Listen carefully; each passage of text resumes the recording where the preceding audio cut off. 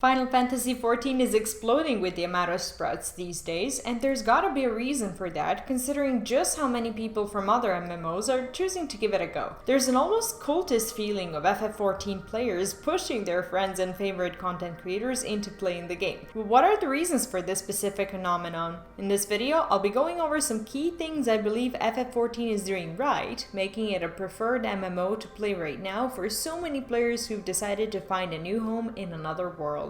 My name is Ivona from momsden.com, and if we haven't met yet, go ahead and press that sub button. I make simple guides for classes, dungeons, raids, and collectibles you'll enjoy if you're a fan of easy in-game wins. I currently cover all things Final Fantasy XIV, and I also live stream on this channel quite a lot.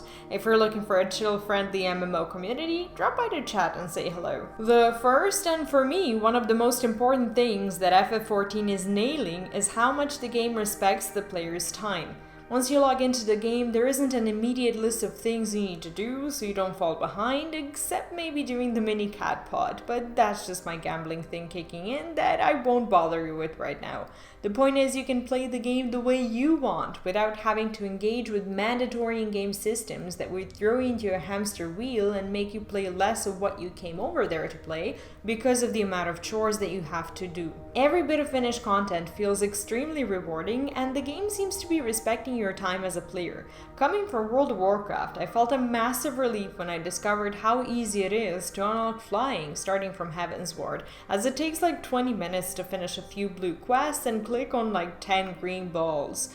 Feeling the pride and sense of accomplishment for finishing the WoW Pathfinder achievements has done nothing but making me angry for ever believing it was fair to put me through that insane amount of grind, only for some switch to be turned on and my character being able to take off. FF14 accepts hardcore players and casuals alike, giving everyone the opportunity to play at their own pace, and that is just mad good game design. Another thing is the communication between the dev team and the players, and this is something you'll only be able to understand once you've played the game for a bit and gotten engaged with the online community at least somewhat. Yoshida and the whole team are extremely transparent and communicative when it comes to their decisions about Final Fantasy XIV, and there are plenty of channels where they interact with the players through live streams, letters to the community, the Twitter page that feels like it's led by an actual human, and so many other ways and platforms. I feel respected as a player, as a paying customer, and as a content creator, which is unfortunately not what I can say about my previous experiences, and that's why I think FF14 is currently beating a lot of other MMOs on the market. FF14 also seems to be very good at allowing you to connect with your character on a super personal level, and therefore establishing connections with other characters in the story as you and not 10 different yous. Alts are not a big thing in FF14, as you can do all your jobs, quests, and professions on a single character, and that allows you to sink into the world and not split your personality and abandon one of its fractions to go on adventures with another one.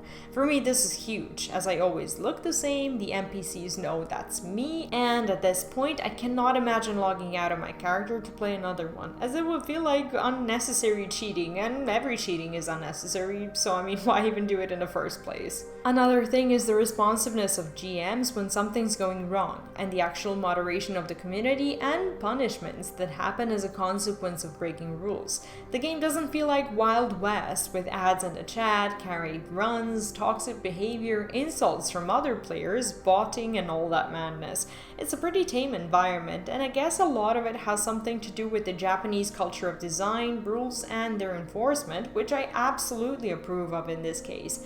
When you log into FF14, you feel safe, and you know that if something bad happens to you, there is a person to talk to who will help you have a better experience. This one may be controversial for everyone used to add-ons and mods, but I think that those not technically being allowed are making the game a healthier environment overall. Back when I was playing WoW, I had a friend who wanted to play with me, and the fact that I presented him with a list of add-ons he needs to get for the game to be playable and even remotely similar to what everyone else is experiencing was very defeating to me. FF14 is actually fully playable and pretty without add-ons, as you can tweak so much just by entering your settings. I've actually recently been working on my UI options and layout quite a lot, so if you'd like my newly found knowledge to not go to waste, let me know in the comments and I'll make a video video about it. As this is my first year in Final Fantasy XIV, I'm in actual awe when it comes to the amount of content equally spread out throughout the yearly cycle, with meaningful events happening almost every month, patches being on time and full of content, as well as a calendar of future events with plenty of things to look forward to.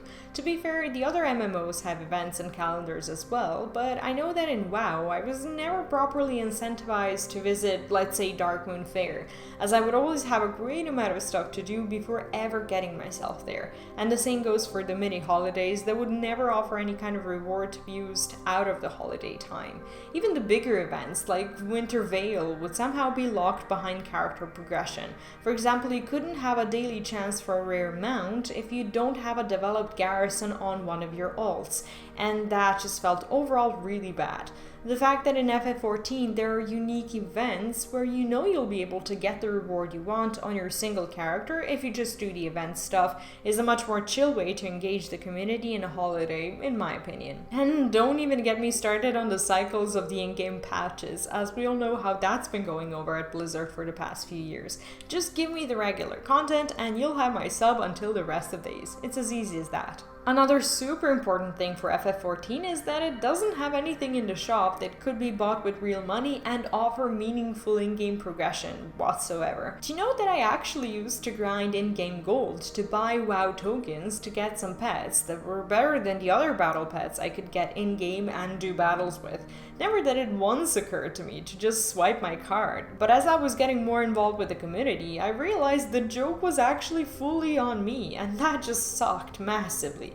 In FF14, the first thing I did upon getting into the game was going through the store to find something similar to a WoW token or a way to purchase in-game gold, and I found nothing, so that was pretty good. I think I'm gonna stay here and probably even treat myself with an occasional store item just because I'll gain absolutely nothing by doing so, and because they're gorgeous, they really are. FF14 is also packed with content, so much so that even attempting to sprint through it and actually enjoy it will exhaust you like trying to sprint through a 10-mile run. At some point you'll give up on sprinting and just let go to the almost endless sea of things you could do at your own pace and without worrying about how quickly you're going to level. The game literally makes you slow down, sit back, and enjoy the process, if you allow it, of course. But if not, there's a chance to end up being miserable in all sorts of ways, so it's better to just accept that fun and pleasure of the journey, rather than the destination, is the intended experience.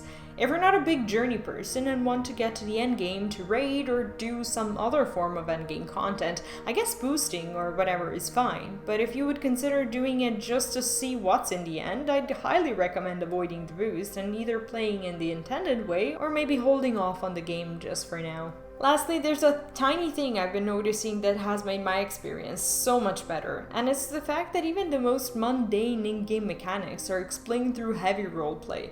When you finish a dungeon or a trial, you don't just go ahead and unlock the hard mode. No. You actually go through the quest line where you're told all about how they've re-emerged stronger or how there's even a larger plot and a higher end villain to take care of, and it's making me enjoy unlocking the in-game system so much more. Literally everything is role-played, and I guess in a story-driven RPG, that is how things should be. And that is all there is to why I believe FF14 is beating other MMOs right now. I've given a lot of World of Warcraft comparisons, but that one is just super fresh for me right now, and I feel like I can give the most relevant opinion on it in comparison. What do you think is done well by the FF14 team? Let me know in the comments, and if you haven't subbed yet, now's the time to do that, as more FF14 videos are coming soon. Huge thanks to everyone supporting the channel, as without you, I'd still be uploading blurry videos once a week and worry about life a lot. If you'd like to join this group of awesome people, you can do that as a YouTube member or over on Patreon. They both fill the same fridge and improve the quality of the channel in the same way. Take care, and I'll see you in my next video. Bye bye.